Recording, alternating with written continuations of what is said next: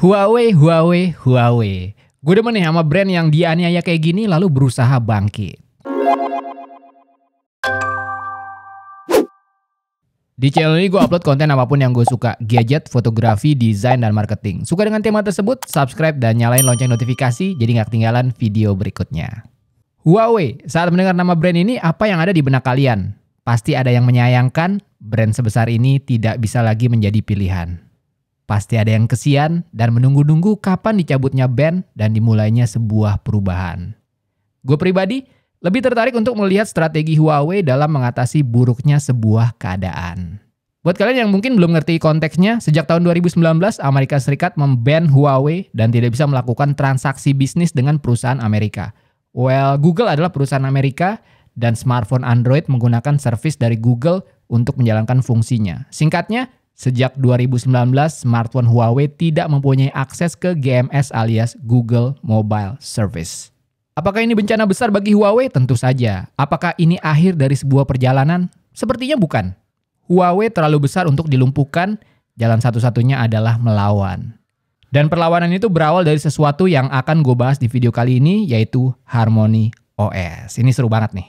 Oh ya, buat yang baru klik video ini dan datang ke channel gue ucapkan welcome, selamat datang. Di channel ini gue bikin konten gadget dan teknologi yang gak melulu soal unboxing, impresi pertama atau review, namun gue tarik lagi ke berbagai macam aspek seperti desain, marketing, psikologi, bahkan filosofi.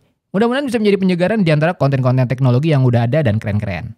Kayak di video kali ini gue mau bahas dua hal. Pertama, impresi awal gue tentang Huawei MatePad 11. Dan yang kedua, yang paling seru, menganalisa strategi Huawei ke depannya melalui amunisi baru mereka yaitu Harmony OS. Ini seru karena Harmony OS ini bisa jadi adalah strategi branding sekaligus nafas terakhir dari Huawei untuk kembali berjaya. Dan kalau berhasil, this will be the greatest comeback story ever. Gimana, seru kan?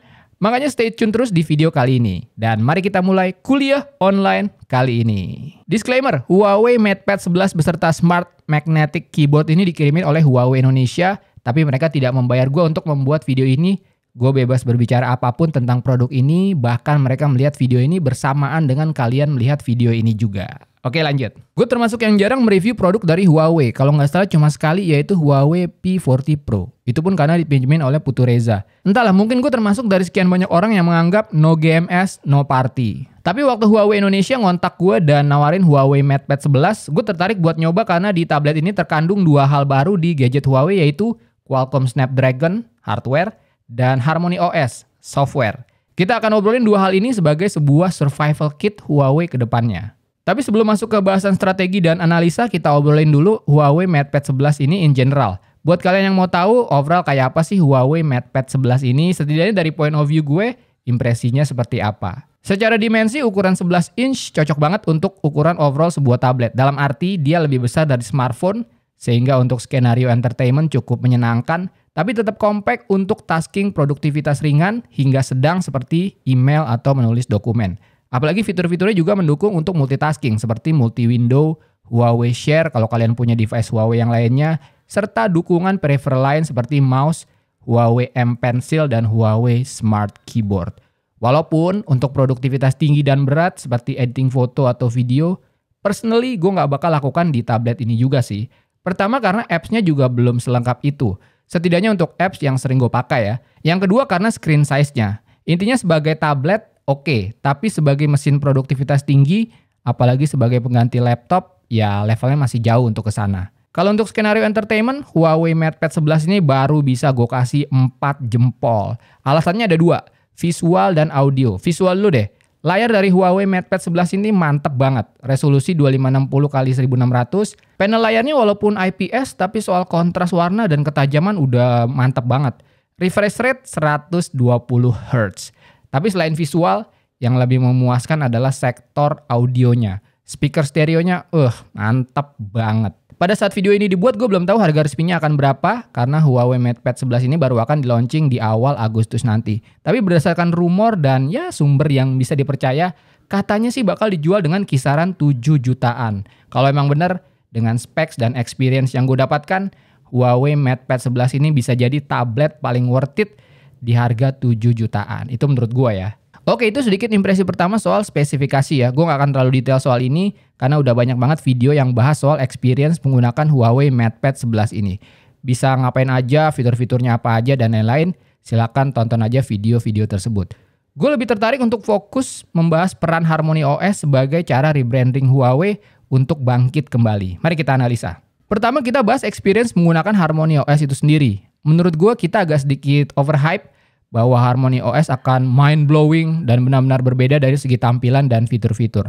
Asumsi gue jangan-jangan kita sendiri udah di tahap bosan dengan alternatif mobile OS yang kita punya sekarang. Kalau nggak iOS, ya Android.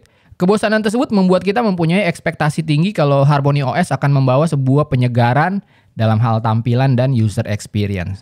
Realitanya, user experience-nya nggak jauh berbeda dengan OS yang udah kita familiar yaitu Android dan iOS. Bahkan menurut gue secara tampilan ada sedikit kombinasi antara keduanya. Icon-icon dan navigasi ala Android, docking dan control panel ala iOS. Buat kita yang terbiasa memakai kedua OS itu, susah untuk nggak melihat keduanya ada di Harmony OS. Dan jangan salah, ini sama sekali bukan sesuatu yang buruk loh. Menurut gue implementasi software ke sebuah desain interface, gesture, navigasi, dan fitur seharusnya memang bertujuan untuk user experience yang memuaskan. Dan faktor familiarity memang berperan besar di sini. Intinya if it's not broken, don't fix it. Tapi ada tapinya juga nih, menyangkut Harmony OS yang digadang-gadang sebagai rivalnya Android dan iOS. Impresi pertama Harmony OS ini memang agak anti klimaks, apalagi membawa title OS atau operating system sendiri. Dan ternyata kelihatannya hanya just another version of Android. Udah banyak lah video-video di YouTube dan artikel yang mengkomparasi bahwa Harmony OS ini secara tampilan hanya versi modifikasi dari MUI. Jadi untuk sekarang, daripada menyebut Harmony OS ini sebuah operating system, mungkin lebih cocok disebut skin atau mungkin distro kali ya.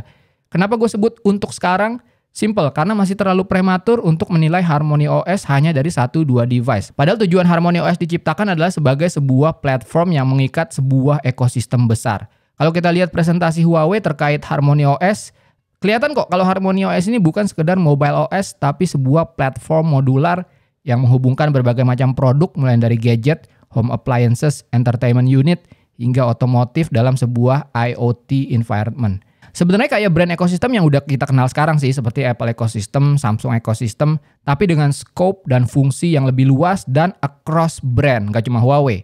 Contoh, oven atau microwave kalian yang berinteraksi secara seamless dengan smartphone Huawei kalian dan mengontrol langsung fungsi-fungsi dari microwave tersebut. Atau misalnya kalian lagi Zoom meeting di smartphone atau tablet Huawei kalian, dan pada saat kalian pindah ke ruang tamu, Zoom meeting tersebut bisa langsung dilanjutkan di Smart TV kalian secara seamless dan banyak lagi skenario-skenario lainnya. Tapi dengan catatan brand-brand yang berinteraksi dengan produk Huawei juga mengimplementasikan Harmony OS atau setidaknya sebagian dari code-nya ke produk mereka. Setidaknya itu gambaran dan ide besar yang dipaparkan oleh Huawei terkait Harmony OS.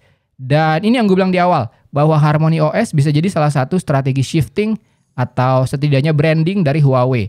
Dari fokus ke hardware menjadi fokus ke software. Analisa ini masuk akal karena situasi sulit yang dihadapi Huawei sejak ban dari Amerika di tahun 2019. Seperti yang kita ketahui, Huawei tidak bisa bekerja sama lagi dengan Google karena sanksi tersebut. Ini menimbulkan isu software.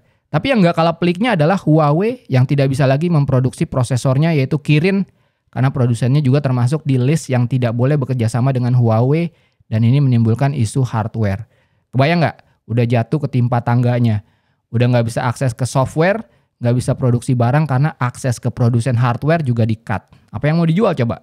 Jalan satu-satunya ya shifting atau rebranding. Dari jualan hardware jadi jualan software. Kebayang nggak sih kalau Huawei dengan Harmony OS-nya berhasil buat meyakinkan brand-brand lain buat jadi partner dan mengimplementasikan di produk-produk mereka. Dan developer pun tertarik buat berpartisipasi karena besarnya ekosistem yang bisa dikembangkan oleh skenario ini.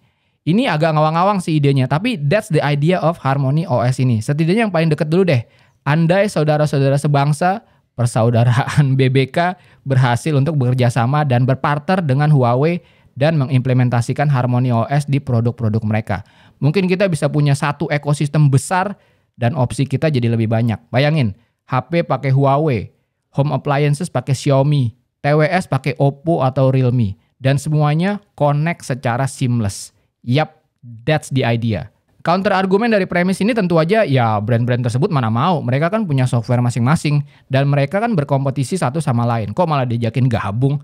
Nah sebenarnya kalau kita berpikir panjang, harusnya kasus ban Amerika ke Huawei ini bisa dijadikan wake up call buat brand-brand lain, khususnya brand dari Cina ya. Kalau apa yang terjadi dengan Huawei, bisa juga terjadi dengan mereka loh. Jadi daripada terus berkompetisi, kenapa nggak membuka possibility untuk berkoalisi demi mengalahkan sebuah dominasi. Anyway, sebagai tech enthusiast, kita pasti menunggu kiprah Huawei dan HarmonyOS yang semakin terimplementasi dengan baik di masa mendatang. Menurut gue ini akan jadi menarik banget ke depannya. Dan gue banyak berharap Huawei akan balik lagi ke masa jayanya. Kenapa? Well, gue selalu suka cerita-cerita comeback kayak gini. Dan seperti yang gue bilang di awal video, kalau Huawei berhasil, this will become one of the greatest comeback story. Semangat terus Huawei! Nah, segitu aja video kali ini. Gimana? Kalian suka nggak dengan tipe-tipe video kayak gini di mana gue membuat video nggak cuma sekedar review biasa aja, tapi gue coba buat sebuah analisa yang nggak cuma berhubungan dengan produknya, tapi juga brandnya.